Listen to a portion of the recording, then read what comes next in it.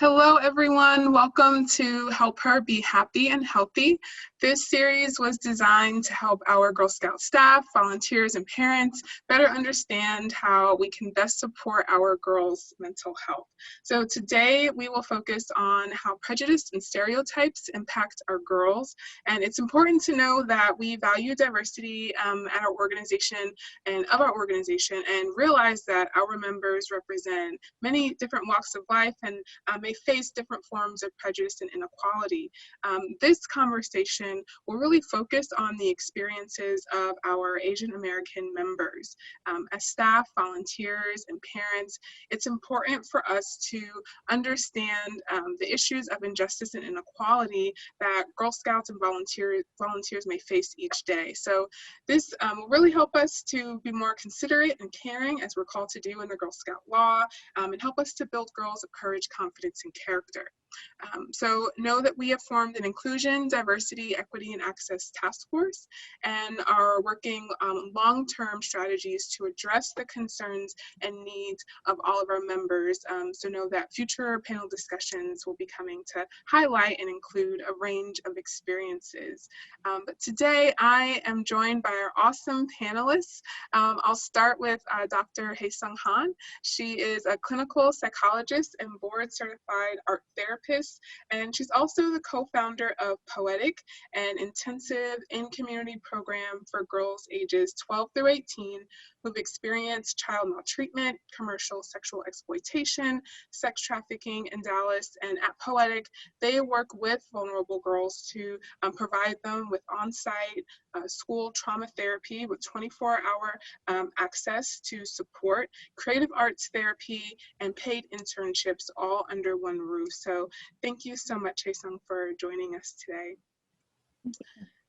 I also have with us Isabel Tenko, who is a licensed professional counselor, national certified counselor, and coach with Total Life Counseling in Dallas, Texas.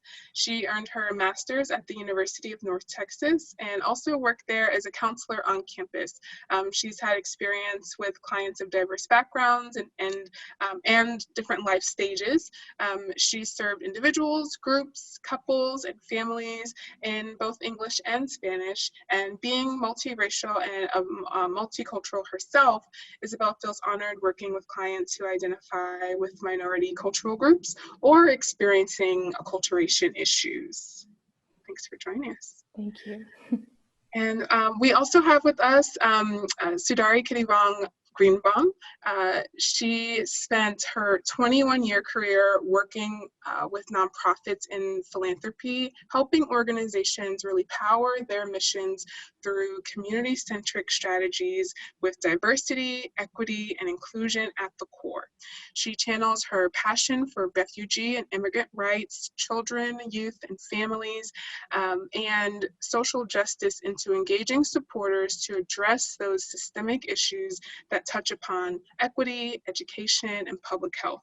She's currently the Senior Director of Development at Alliance for a Healthier Generation, a national nonprofit dedicated to building healthier communities and empowering kids to develop lifelong healthy habits.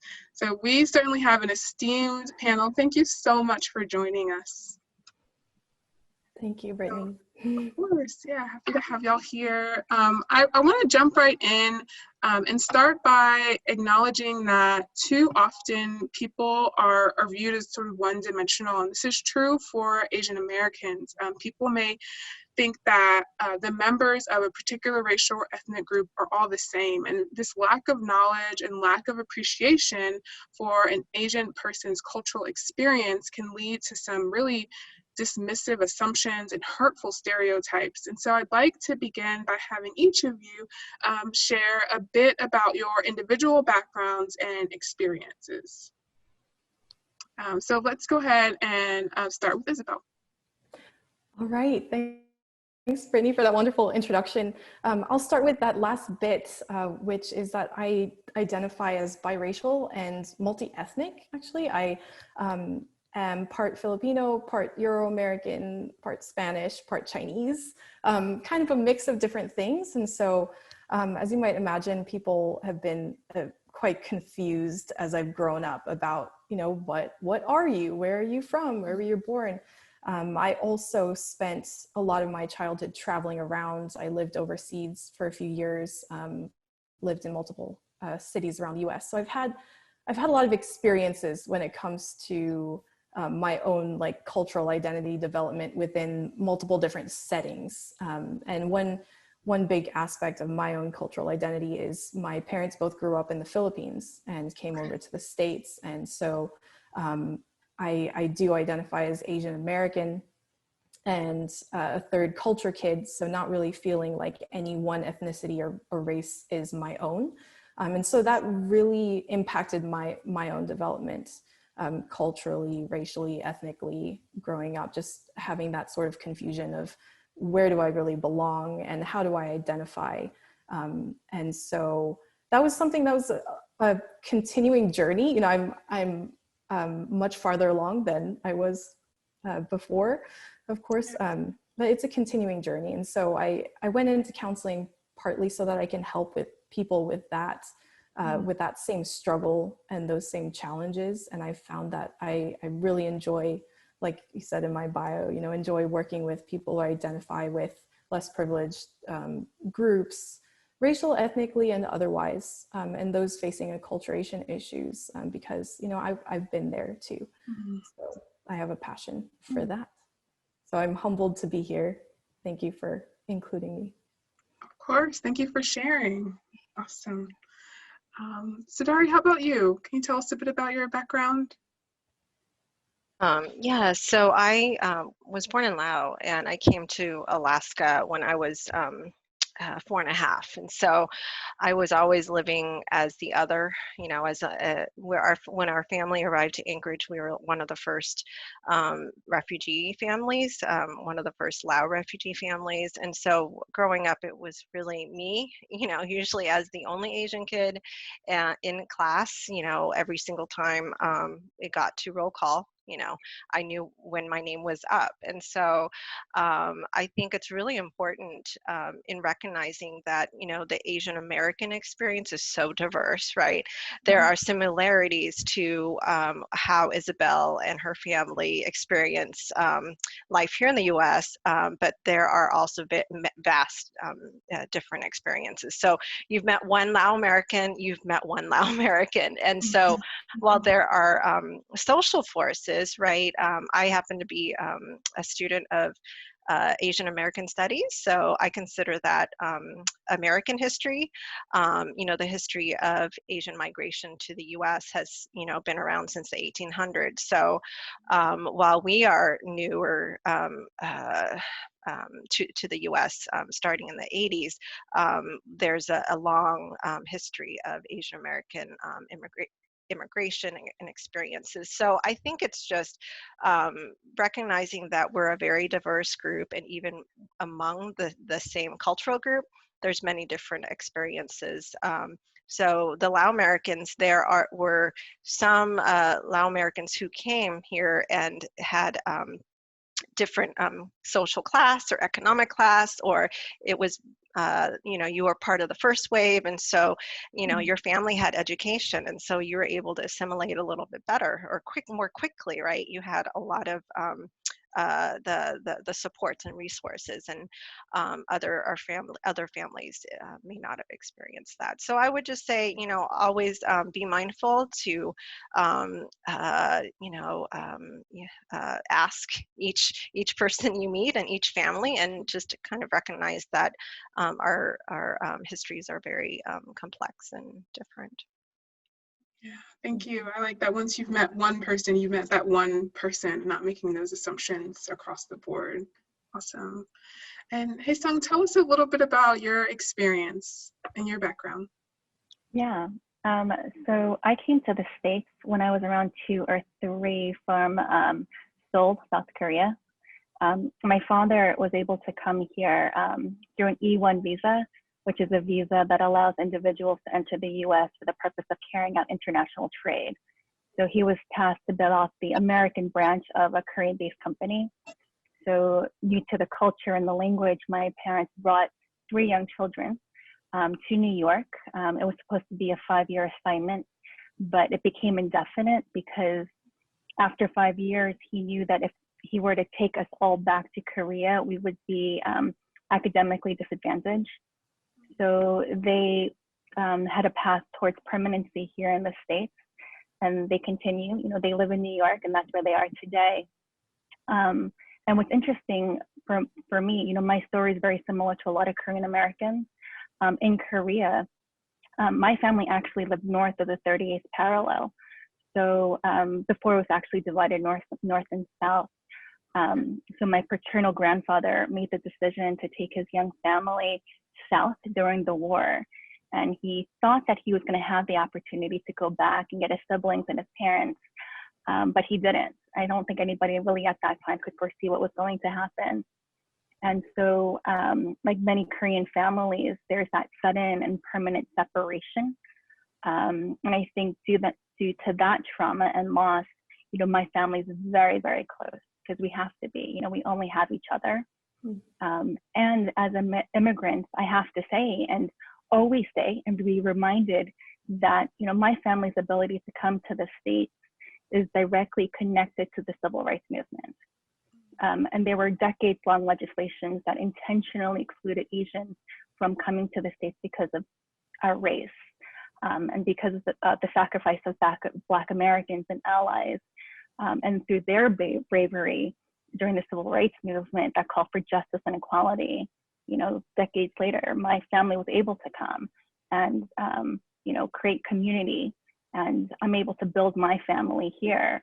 So, you know, when we talk about the fight for equality, you know, it's an equity, it needs to be our collective effort. So. Thank you for sharing. That's a perspective on the civil rights movement that I'm not sure many people have. So thank you for that. Thank you to all three of you. In hearing a bit about your cultural background and your identity, I'm really curious about what may happen if a girl's cultural background and identity are ignored. How does that affect her sense of self-esteem or her identity? And you can speak to that firsthand or things that you've seen. Isabel, we can start with you again. Go ahead and tell us any thoughts that you might have on that. Yeah, the way I've seen it, and working as a counselor, you know, learning about cultural sensitivity, it's almost an invalidation or a negation of somebody's entire unique experience as it relates to their race or ethnicity, and the unique challenges that they've faced. And so when you don't recognize those unique challenges that they faced and that racial identity that they have, because that is, like I was saying before, a journey of development that they have to go through. To not recognize that is almost to say you have to assimilate with the majority culture, right? Your culture is not important. Your experiences are not important. Your task is to assimilate as much as you can to the majority culture. And so that can cause self-esteem issues, like you said. It can cause a lot of role confusion, because especially when you enter school age, you might start to, you have this ethnic awareness possibly, if you're not part of the majority culture. And then when you go into school age, you might start to reject your ethnicity and over-identify with the majority culture, which means that you might be constantly at war with yourself too. Well, I've learned that it's not okay to be different from the majority. And so I'm gonna try to go the other way on the pendulum and over-identify with this majority, which means rejecting a big part of who I am. So sorry, that was a bit long-winded of an answer, but it can cause that a lot of inner conflict and confusion. Absolutely. Yeah, thank you for sharing that. Oh, go ahead, Hazel. Yeah, you know, and just to add, I mean, that what Isabel was saying is absolutely right. You know, and we all have our own personal experience of that. Just, you know, and what's so difficult for all of us is that, you know, adolescence alone is already filled with such angst and confusion, and that is absolutely normal. And you're trying to develop and find like who you are, what do you believe, what do you stand for? And as Asian Americans, you know, the cultural identity formation, like that arc is also being developed in a parallel process. So this idea of, am I Asian, am I American? What does that all really mean? And it's interesting because many times, like, the world around her, the world around us tries to dictate or limit or oppress that process for us, to try to fit in that mold of how you ought to be. And for me, I struggled with that growing up so much, of like, how should I be? Like, what are the rules of this kind of identity law that, you know, like this unspoken, this kind of ambiguousness, and what is liberating, but so difficult to get to, is to be solely confident in the beauty of who you are. And that combines the different aspects of the culture that you hold dear, that you treasure. And I don't think for me, it was until college age that I was able to really kind of break free from that I get to define who I am, how many aspects of my culture, the American side and the Korean side, that I am going to possess and own.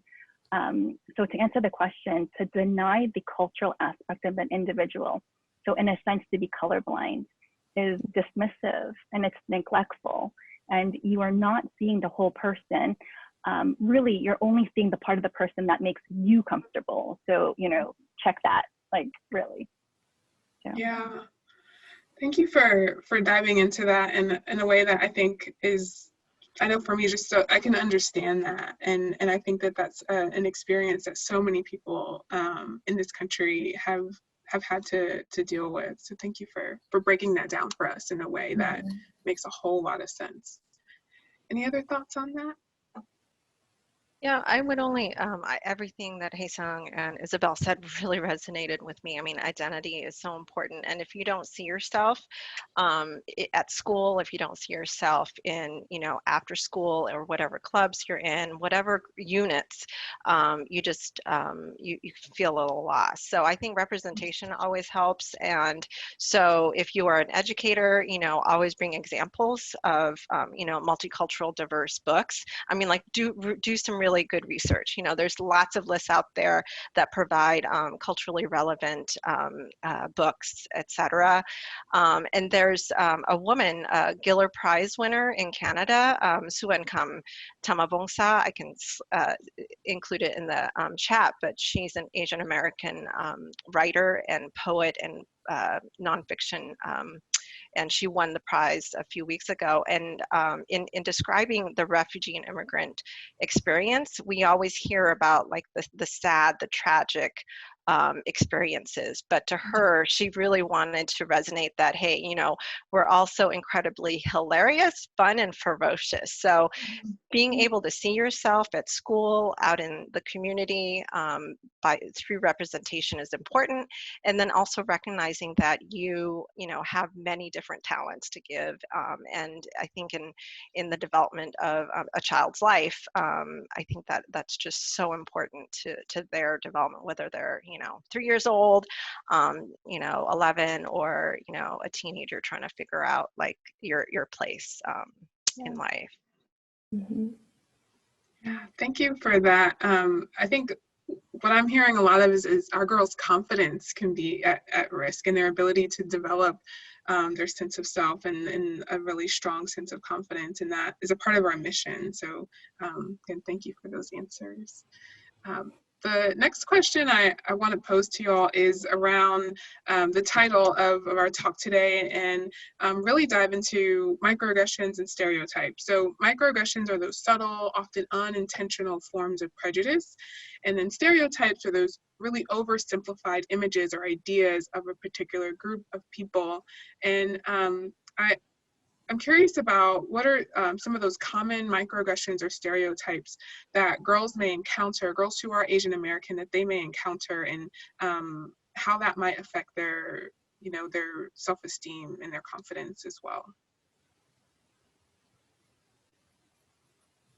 Well, I can jump in on that story. I remember, like, I was a 3rd or 4th grader, and my teacher there was a visitor, and she brought the visitor over to my desk, and she was like, "This is Sudari, and look at her desk. She's just so, it's just so beautiful, and it's just so clean and organized." And she's like the model student. And so I was like, this is just a desk. It's not that super clean. I don't, okay, you know, and I feel very similar to like my best friend over there. And how come you didn't go over to, you know, her desk? And so I think since the 1980s, that whole myth of Asian Americans being the model minority, being straight A student, academic, etc. I feel like, again, we're not really fully seen as children. Like all of our, I mean, I could have been a good, you know, I don't know, good at basketball, I don't know, but, you know, encouraging all different aspects of our lives versus just that one stereotype. So the quote unquote positive stereotype of model minority is not positive. There are no positive stereotypes. And so I feel that it erases a part of that child if you only see through that lens. And it's incredibly dismissive. For sure. Yeah. I would say, like, for me, the microaggression that I would often experience the most throughout my life runs through the theme of that perpetual foreigner. So even to this day, I get the, you know, the, do you speak English? I get that when I'm on a plane sitting in an exit row, you know, do I speak English? Can I understand, you know, how to get off this plane if it crashes? But it actually happened to my son yesterday. While in a Zoom class doing virtual learning, you know, asked if he's calling in from China by another child. You know, I'm not Chinese, and no, you know, he's calling from his living room. Like it doesn't, you know. So again, this idea of the perpetual foreigner is sad, and it's sad that that continues to be the reality that our children have to live in. Yeah, and making those assumptions about someone's country of origin. I can only imagine how hurtful that can be. Yeah. Thank you for sharing that. Yeah, well, to name an example from my life, and something that really highlights that can be unintentional or even well-intentioned piece of microaggressions, because people often have good intentions and they often aren't aware of the biases that they have. And so ones that I've experienced, I believe that they were meant as compliments, but at the same time, you know, it was a microaggression for reasons that I'll outline in just a bit. So one of them that I'll always remember, I was at a friend's house, a white friend's house, and her family was there. And after, when we were leaving, this friend pointed out to me, "Oh, my parents just love you, Isabel. You are so exotic." So that's a big one with Asians and Asian Americans, that exoticism, looking at them as, you know, kind of mysterious creatures and desirable and meant for, you know, desire and entertainment even, and things like that. And I remember just feeling really tickled at the time, but that really has stuck out to me over the years, because that is a communication in a way that you are other, you are foreign, you're not American. It could go as far as you don't belong here, right? Another one that I get a lot is, "Oh, you look so young," right? My especially half Filipino features make it so that I look a lot younger than I am to a lot of people. And that's one that's, you know, people like to point out all the time. And it's not necessarily something that seems violent or aggressive, but, you know, it's just something that they have trouble telling what age I am, and then they comment on it. And the message that I receive then is, "Oh, I'm not being taken seriously." Because oftentimes it will be like, you know, "Oh, you look too young to be in the workforce," you know, and that sort of thing. So that's another example of, again, people don't always mean it to be like an assault or an insult. It can be just a very sort of subtle slight that can be taken in a negative way and have a negative psychological impact on the target person or group.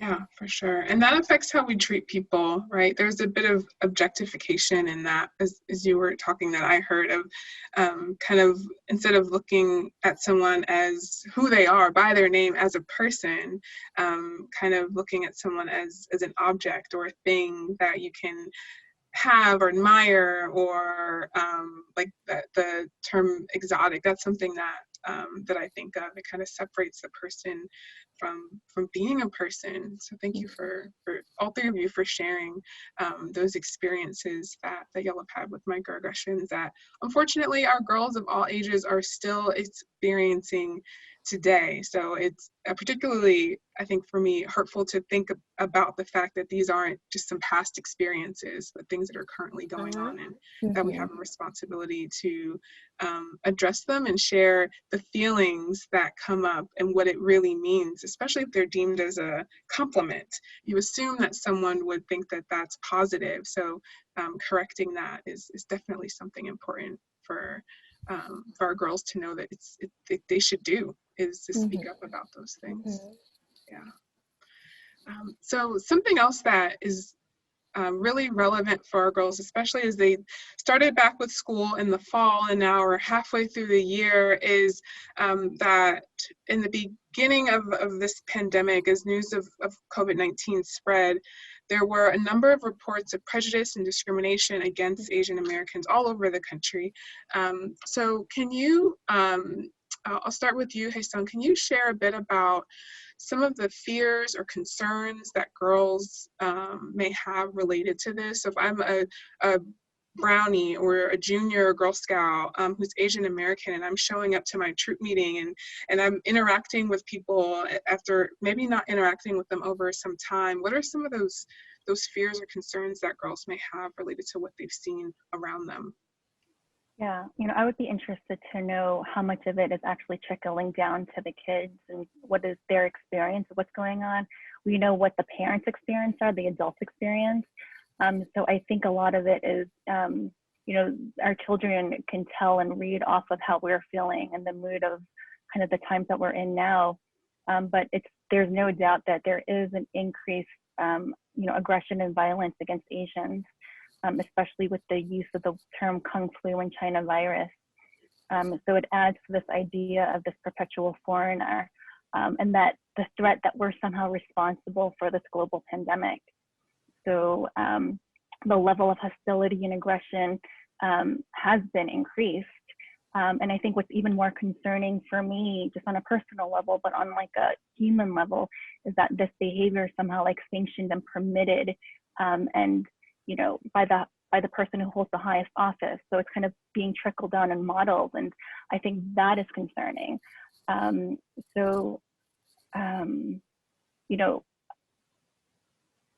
think the call is for the parents to be knowledgeable of what is going on and be, check their own biases or how much of it they believe themselves, how many, the stereotype that they might believe. I mean, I don't know, you guys could jump in, but it really is, it's whenever I talk to other parents, it gets really heated because at the source of it is a lot of pain and hurt. Mm-hmm. Yeah, it's interesting to think about how much of that our kids understand, if someone was physically hurt in their community or even further away from them, if they know about that and how that's maybe resonating with them. Sudari, do you have any thoughts on that? Yeah, I mean, I have an 11-year-old and an 8-year-old, so we tend to not keep things from them. So if they ask, we do say, well, there are certain words that are being used in public life, even from the top, like Haesung said, and it's creating an environment that is dangerous. And so early on in the pandemic, I can scroll through my social media and I could say that I'm like 1 or 2 people removed from people who have been, victims of discrimination or hate, more so than coronavirus. So, and it's only, increased since then. And I have family in California, Alaska, Minnesota, all over. And so it's disheartening, but I think every single opportunity that we can share with our children, whether they're our children or they're, part of a troop, is to, ask them, how are you feeling about that? What do you think of this? And if this were to happen to you, or if you were to see it, kind of preparing them, because you never know. There was an incident right here at our grocery store. You just never know, and you're not protected. There is no real safe bubble. So just using it as a way to build their resilience and build their awareness, and just giving them that lens. I think that that's what we've been doing. Mm-hmm. Yeah, age appropriate conversations. It's so important, to protect our kids. Isabel, do you have anything to add? But so well said from both Haesung and Sidari, and I'll piggyback kind of off of what Sidari was talking about, that essentially you're creating a safe space for your kids to talk about these things, and talk about how language and representation matters a lot. And bias is oftentimes formed from a young age based on what children are hearing from adults, how they're describing things, what labels they're using, whether it's negative or positive when they talk about certain groups. And so that inevitably happens. And we've got to, adults are tasked with creating that safe space where we can talk about, okay, what's going on? Let's be open about this. These words, these slights, these insults are going around and maybe making certain people feel uncomfortable, or actually leading to bullying and overt racism. And so, talking about it can be a very powerful thing. And then also pointing out that representation is not always fair, and the words that people use are not always fair and accurate. I think that that's so helpful to explain kind of the things that we see going on in the world to our kids in a way where they themselves have some words that they can use if they encounter a situation where they feel uncomfortable, where they know that something just isn't right. So thank you for sharing that. And I'm also concerned or curious about some other things that we, as leaders, parents, staff, that we should be aware of. So when we think about our girls, what are some other concerns that that we should be mindful of, or that you maybe have seen in practice? Haesung, do you have any thoughts on that? So, for me, being a psychologist, I work with youth exposed to stress and trauma. So I'm always concerned about mental health and also mental health access. And so we know in the US, 1 in 6 youth between the ages of 16 and 17 will experience a mental health disorder each year. And, we know that racial discrimination is related to many illnesses, such as, substance use, diabetes, depression, anxiety, and the list goes on. And within the Asian community, seeking out a therapist can still be taboo. There can be a lot of distrust with professionals. But my encouragement is, to seek it, to look out for it, to assess whether or not there is girls in your troop that might be exhibiting, kind of avoidance of social interaction, maybe retreating to herself, or if you see any changes in eating or sleeping, or just any kind of ego functioning, and but it's not easy because of the idea that seeking mental health might not be very normative in our culture, but I would definitely encourage it. But then also, I think there's like 2 points as a therapist that I would often encourage or even caution parents is, when you're seeking out a therapist, I think a lot of parents would just go and seek out somebody who looks like them, but just to be really wary of the assumption of sameness. So me being a psychologist, I'm a first generation Korean, a girl might come in who's first generation Korean herself, but assuming that we're the same can often be dangerous. There's so many variables that create cultural identity, that stems from like traditions and patterns within the nuclear home that needs to be acknowledged. And so,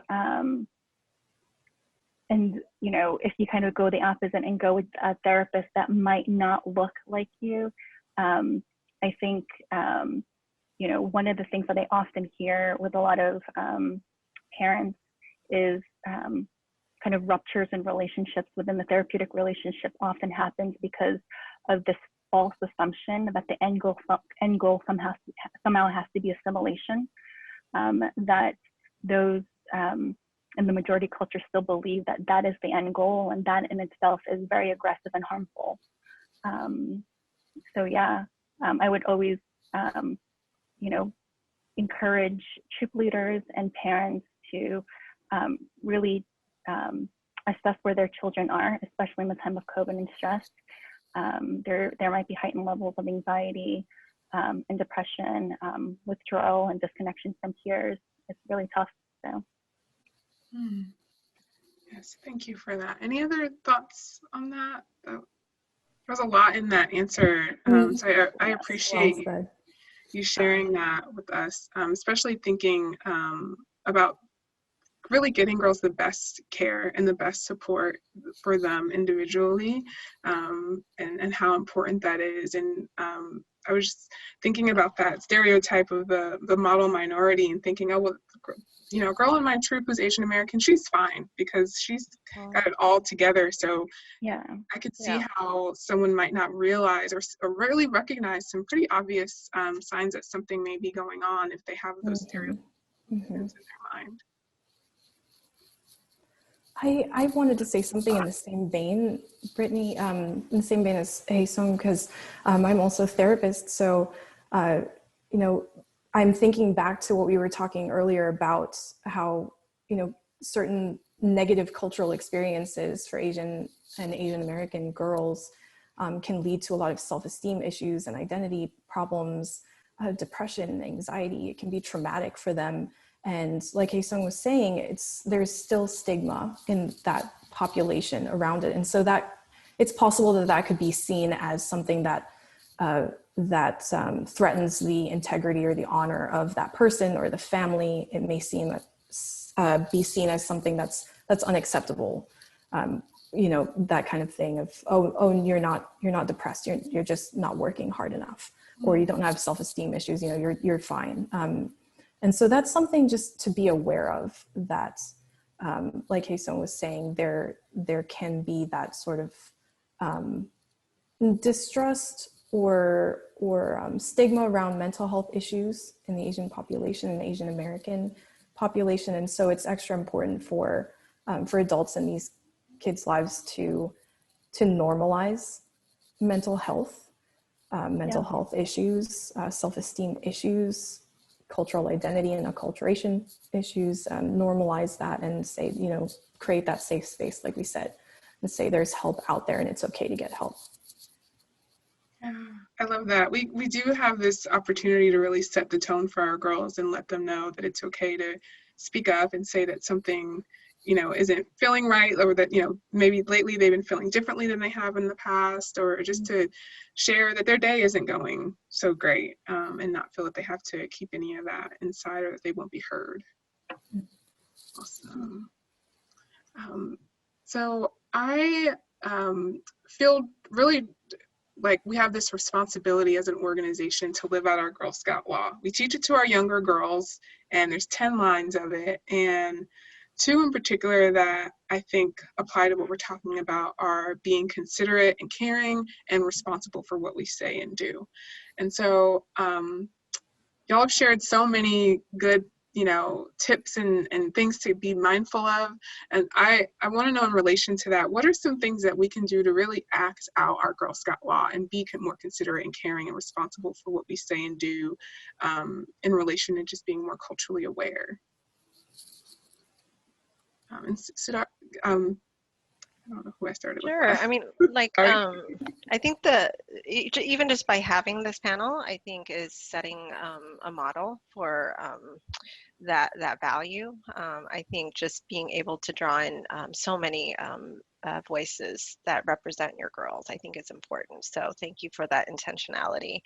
I think the other thing is just continuing to set the tone, set an environment where a girl can feel like they belong, right? And so that starts with the relationship, right? So it really starts with understanding who each girl is and what are their desires, what are their motivations.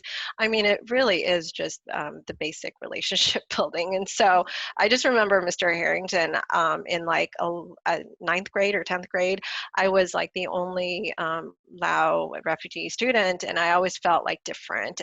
But every morning he would, in front of the class, recognize, hey, you know, how you doing, Sadari? You're late, you know, must be that boyfriend of yours, right? I mean, and a boyfriend is just normalizing like a teenager's life. I mean, I had no boyfriend at that point, but like he explicitly reached out to say, hey, Sadari is normal. She's just like everybody else. And so it takes that adult to like reach out, and he wouldn't have known that if he hadn't had built that relationship with me and that baseline. And so I think that's just really really important.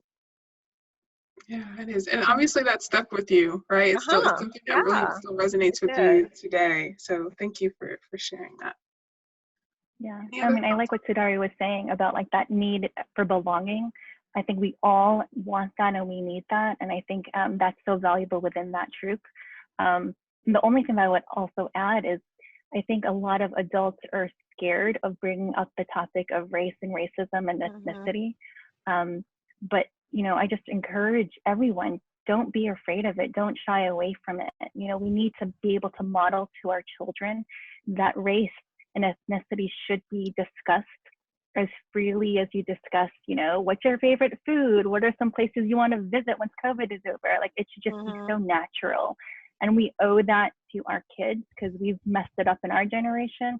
But for them, how do we normalize that it's okay to talk about this? I love that. Thank you. Oh, that's me, I guess. No, so, unless you have yes. I was going to say the term that comes up for me is cultural humility in reflecting on this question. And it's a term that I've been using a lot, you know, especially since June when the racial justice movements really started going. And cultural humility is taking an other-oriented stance when it comes to cultural identity. So recognizing, you know, that you don't know everything about the cultural identity pieces that are most important to the other person. And so you take this stance of, I'm going to listen, I'm going to learn from this person, I'm going to create a space that's safe for them to talk about what they've experienced and let go of any sort of pretense that I know what's going on for them. So I think modeling that as adults for the younger generations is so important, so that they see that it's okay to not know everything. It's okay to listen and to say, I'm gonna place more importance on what's important to you in terms of your cultural identity. Yeah, I love those last 2 points that y'all made, and just thinking about that cultural humility, but really setting the stage for our girls to know that it's okay for us to talk about our race and ethnicity and celebrate it and not and I want to close out our time by saying thank you. I know we had some technical difficulties at the beginning. I appreciate y'all for sticking with us and for sharing some really, really valuable information and practical things that we can do to make sure that our girls, especially our Asian American girls, feel really welcomed and can grow and encourage confidence and character in this organization. So thank you so much for Thank you for having us.